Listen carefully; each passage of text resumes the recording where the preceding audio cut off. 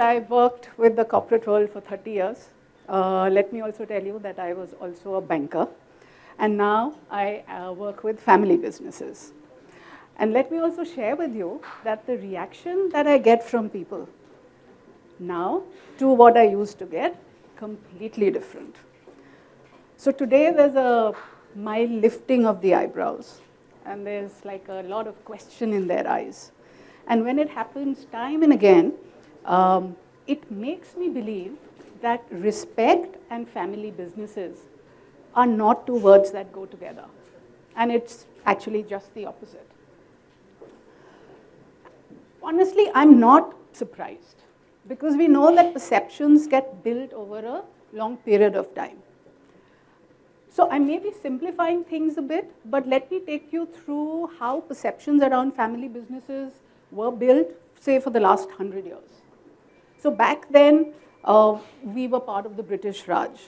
And the businessman was seen as an agent of the British who exploited the natives to earn money for the British masters.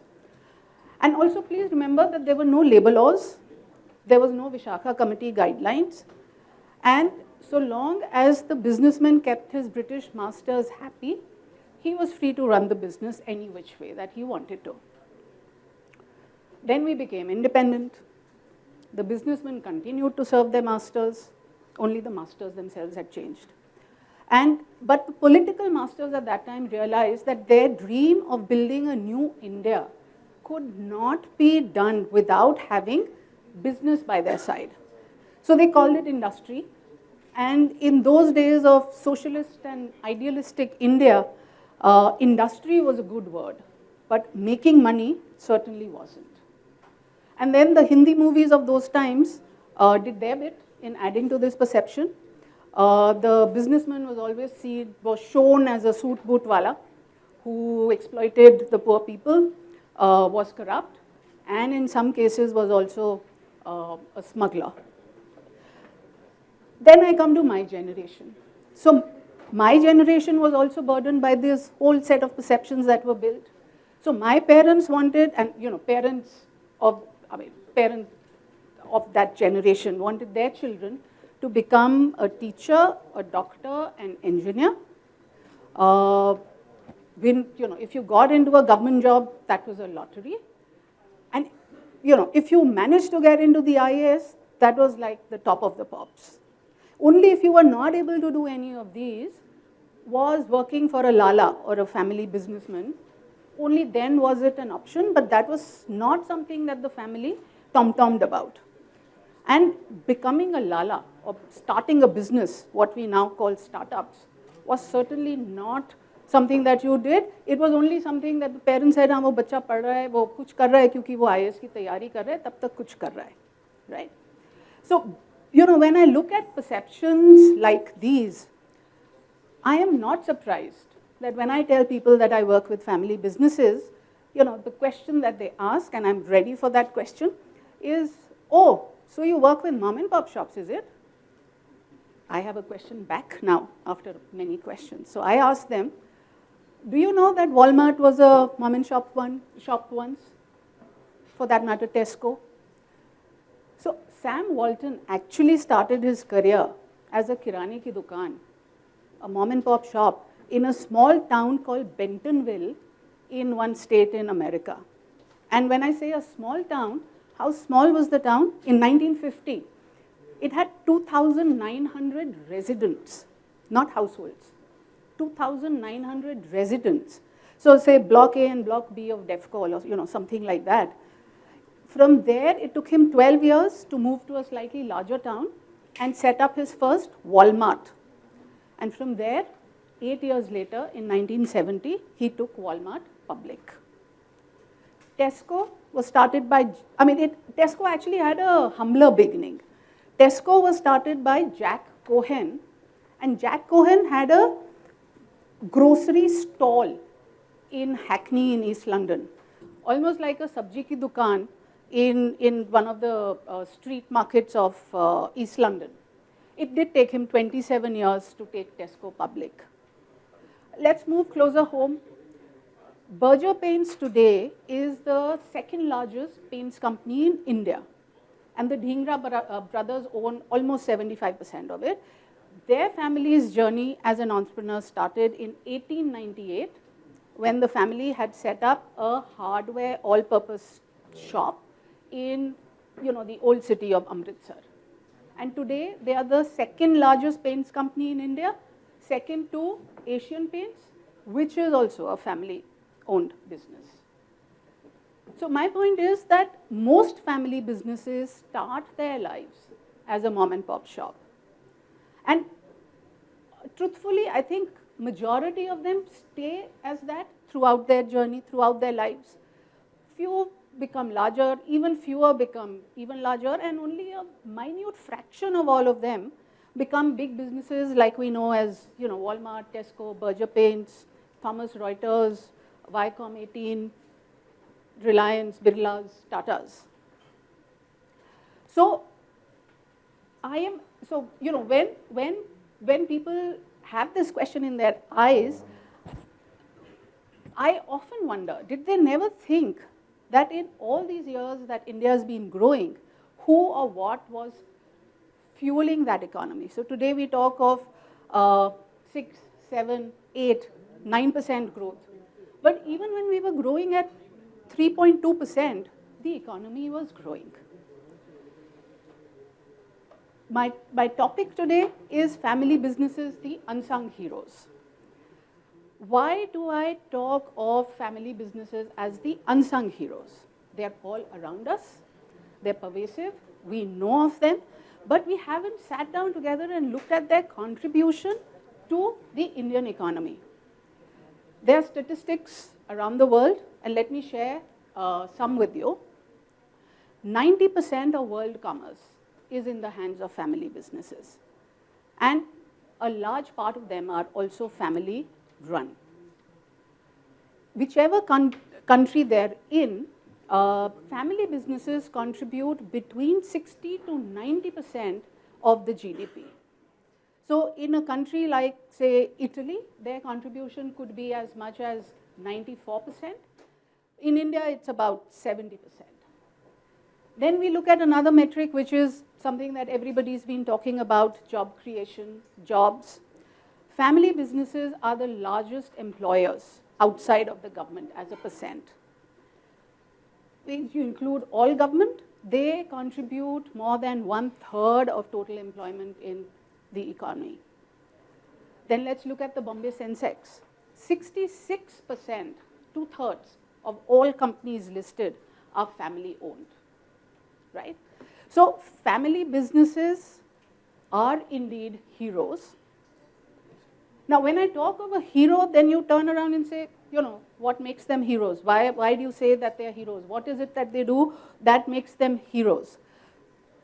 Research shows that family businesses consistently deliver more profit than their non-family ones. And the reasons, there's a whole dhobby list, there's extensive research done around the world. India follows the same trends. There's a whole dhobby list.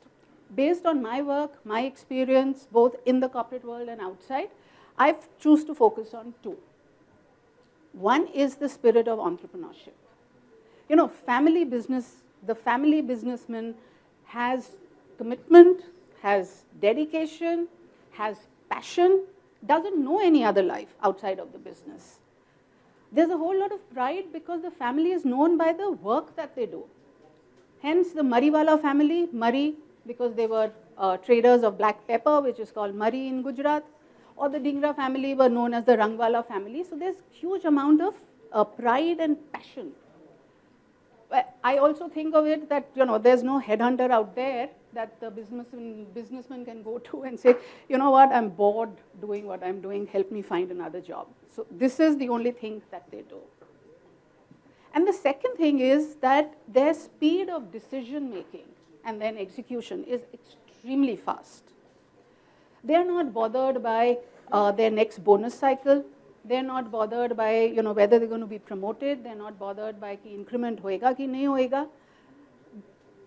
As a professional, I know that whatever we do, that is something that is always at the back of my mind. Corporate governance experts may frown upon the fact that, decisions are taken around the dining table. But if that is all that they do, live, breathe, eat, drink, business, there are decisions that are taken and then they are implemented both for the short term and the long term. And long term because they're not looking at creating a business only for themselves. Each businessman, each family business owner wants to leave behind a legacy. Now, family businesses, I call them heroes.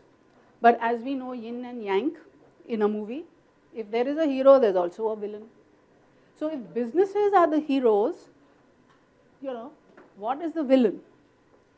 Again, there's extensive research done. And it is there on the internet, should any of you be interested. It is the family that is the villain. Do you know that 70% of all family businesses don't make it to the second generation? Think of it as a colossal waste. They are the largest contributors, and 70% of them don't last beyond the life of the founder. Only 3% make it to the fourth generation or beyond. Again, while there are many reasons, I choose to focus on two. The primary one is lack of succession planning, and second is lack of corporate governance. But let me tell you a little more about the lack of succession planning, and there are two parts to it. One is too many successors fighting for the same job, and the second one is no successor wanting to take up the job. Too many successors fighting for the same job is a problem that we are all aware of. We've read about it, ever since the days of Aurangzeb and Dara Sikh. But the no successor wanting to come and take up the job is a more relatively newer problem. Again, there are many reasons. The ones that I think make the most sense are that we are now nuclear families. People have lesser number of children. Earlier they used to have 7 kids. One of them could become a successor. Now we have 1 or 2. Education is available. The best education is available. Options are many. Even for me, there were not options available. And 30 years now later, there are a huge number of options available. One key factor which I think is also an important factor is that the generation today does not want to work in a stifling, control-driven environment. So, MBA students don't want to join a company where they don't have decisioning freedom and, there's too much of control. The children of family business owners are the same. They don't want to come back and work in an organization where daddy is looking down their shoulders all the time. The second reason why family businesses fail so drastically is the lack of corporate governance. And corporate governance is the act of balancing the interests of all stakeholders. And in family businesses, it would manifest itself, if it did, in the shape of a qualified board, qualified independent directors, advisory board of qualified people, senior management who are non-family members. Now, family members, patriarchs are very loath to adopt any of this. And as a result, there's conflict because there is no one who's going to tell the boss to keep business primary. There is no one who can, emotionally and without getting passionately involved in carrying the emotional baggage of the family, can come to a solution. And we all know what happens when there is no dissent, when there is only one voice, and that is the voice of the boss. You do need people who will look at the business, and the lack of corporate governance means that there are no such people. To me, it is really sad. It's a waste of time, effort, energy, money, any which way that you look at it. Because when a family business fails, it's not only the family that gets impacted, but the employees as well. And as it is, when we talk of job employment and lack of jobs, what happens when family businesses fail and people who already have a job then have to go and find another job? I think that the time has come for us to look at associations, like we have industry associations, You know, we have Auto Parts Manufacturers Association, Hotel Association, Liquor Association, where the membership is based on the work, on the business that you do. I think there is time for structured organizations outside of the YPO, the FPO, and the promoter and presidents associations, which has limited members, but where the membership is based on the generation of family business that you're in, so that people can meet, learn from each other, understand, most importantly, that there is nothing wrong with their family. It is a systematic and an endemic problem around the world, and that businesses have found solutions to it. It would mean a lot to the economy if the percentage of businesses failing came down from 70% to even, say, 50%. Think of the effect that it would have on the economy. So all I want to say as I end is that when you now think of family businesses, do think of them as mom and pop shops. Because like I'm very fond of saying, क्योंकि Walmart भी कभी किराने की दुकान था. Thank you.